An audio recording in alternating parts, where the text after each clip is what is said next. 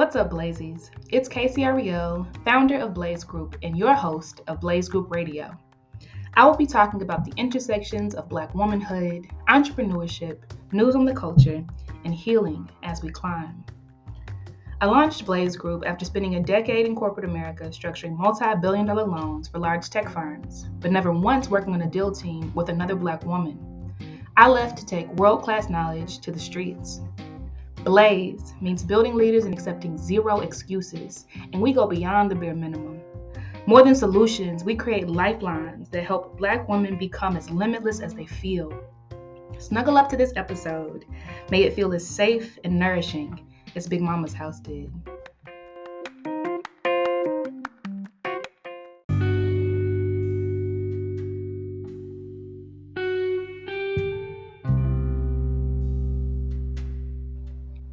What's up, Blazies? It is Hump Day, Wednesday, January 31st of 2024.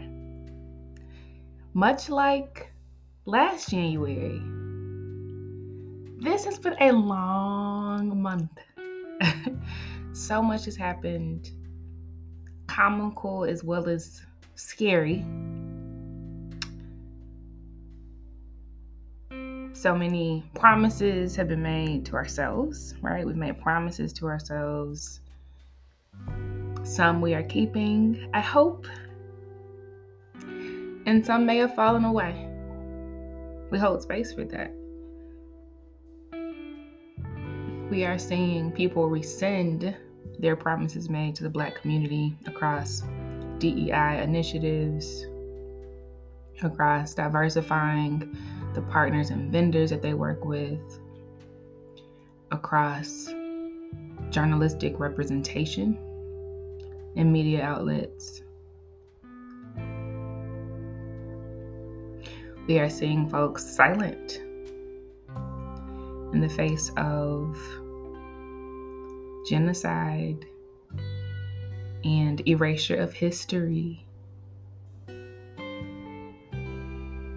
And so, as we close out this first month of 2024, I want to remind you that you are in sacred community. Blaze is community. I am part of your community. We are here. There are so many of us. 17% of Black women are starting or running new businesses. You are in good company. Approximately 80% of us chose entrepreneurship not for money, but to be aligned with our passions. You are in good company.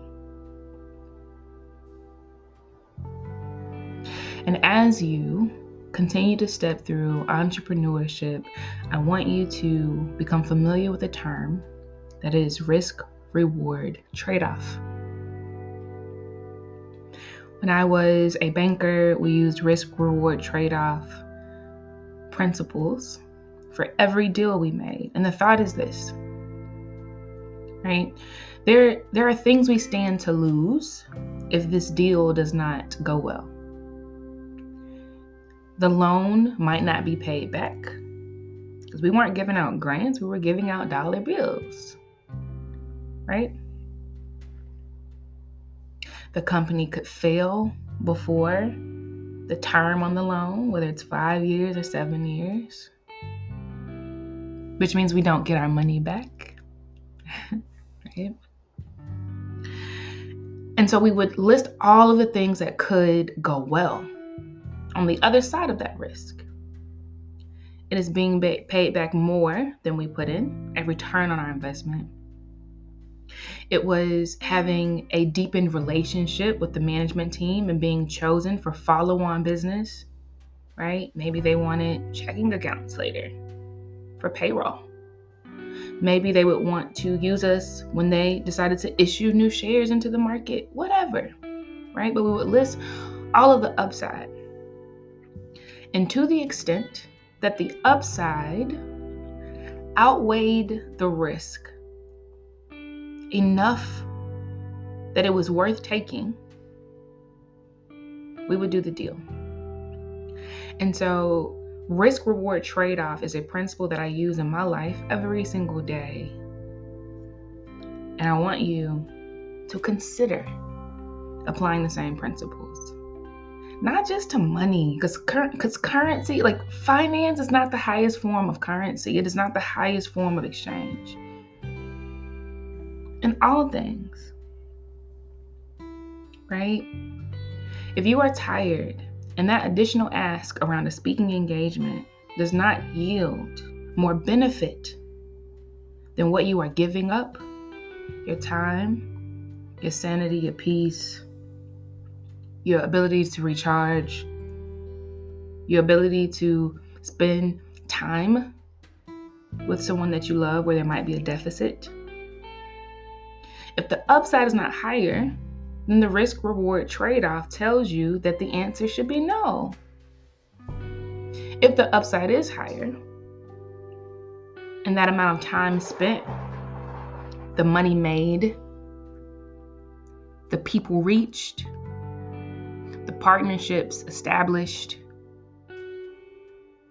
the place that you're able to visit and take your family, somewhere you always wanted to go, whatever it is, then that risk-reward trade-off may be positioned in such a way where it is worth doing. Let's say it is a course, right? Where the initial investment is $1,000.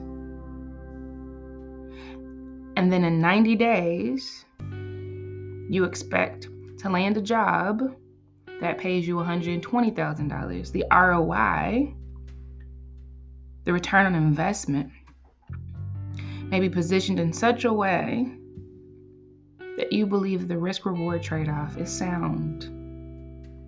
Now, that $1,000 investment puts you in a hole. Maybe you have to charge interest on that because you're using some type of credit. And you cannot see any tangible way that it is giving you a return, right? Or a reward that is high. Maybe it's open-ended and hopefully in the next 24 months you see something. And it's only loosely correlated to what you want to do. And so the time that you spend is a sacrifice that you don't really see a benefit to. Then the risk-reward trade-off might be telling you that, hey, this isn't it right here. Right? So putting time bounds on when you expect to see a return, aligning it to what the focus is for what you're doing, and if it is outside of that, right, then that's an indicator that the reward is not high enough. And so many other things, right? But I want you to think through risk-reward trade-offs in all pockets of your life, especially when the alignment is good, right? Maybe you're building something and you are intending to do it by yourself, but this opportunity, this yes, actually allows you to do even more in that aligned plan with less exertion, less money, less energy, less on your back. That's called leverage, right? The risk-reward trade-off in such an instance would be high. Okay, it is often said, and folks are right, that Black women are more risk adverse than our peers, that we take less risks. They are right. How do we know? Because we enter less pitch competitions. We are less likely to have founders alongside us as we are building. We join accelerators less. The data inside of the 2023 State of Black Women Owned Businesses report shows that most of us wait more than 10 years, many of us more than 20 years before we even start our first business. Yet we are the most educated demographic of entrepreneurs in the country, with more than 3/4 of us having at least a college degree, right? And so we are taking less risks. And my hope is that this framework, this principle, can help you assess the risk-reward trade-off in such a way where you're able to weigh for yourself the things that are on the other side of the yes, and more clearly make your decisions. It'll help you weigh your no's to assess what you're giving up if you were to walk away, what you're giving up if you were to bypass that thing. And if what you are giving up is more than what you're willing to lose, then that's helpful, right? So I hope that is helpful. Be well as you do well. I'll catch y'all tomorrow.